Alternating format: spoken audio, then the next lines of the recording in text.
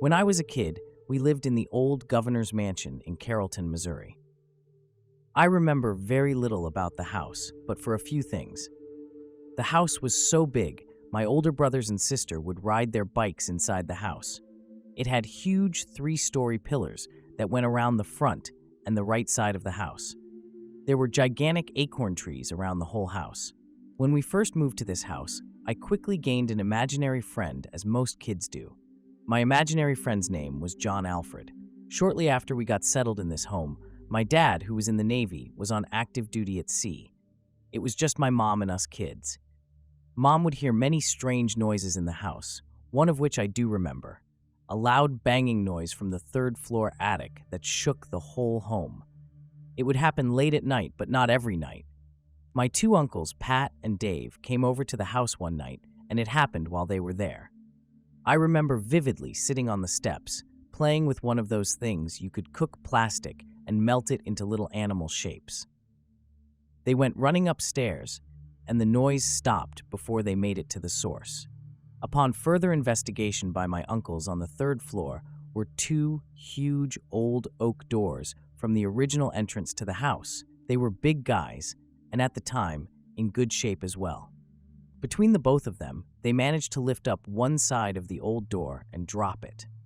The door was so heavy they could only lift it up a little ways. My mom said it was the sound, but nowhere near as loud as before. There was absolutely no one up there, and no way for anyone to have hidden, as the room on the 3rd floor was completely open. There were many other occurrences at this house that I do not remember in great enough detail. However, the thing I do remember is when I was in kindergarten.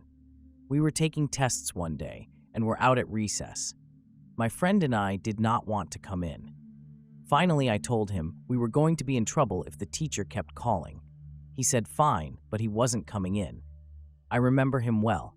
I could tell you exactly what he was wearing, what he looked like, and the tone of his voice. I remember looking back at him, wondering why he got to stay outside, and I didn't. A few days later, the teacher spoke to my mom about how I was misbehaving that day. She told my mom I was the last one to come in. There was no one else out there but me.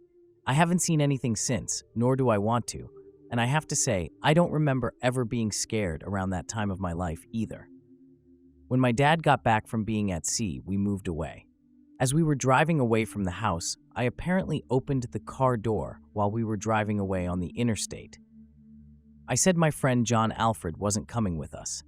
Apparently, my dad gave my mom a look like, "What the heck is wrong with that one?" We have done extensive research on the internet trying to find out if John Alfred ever lived in the house. It was not a child of the governor, but a family before him. John Alfred died of polio in that house. He was a child, could not find an exact age on him though. There's no way we would have even known his name back then for me to have picked it up as a little kid.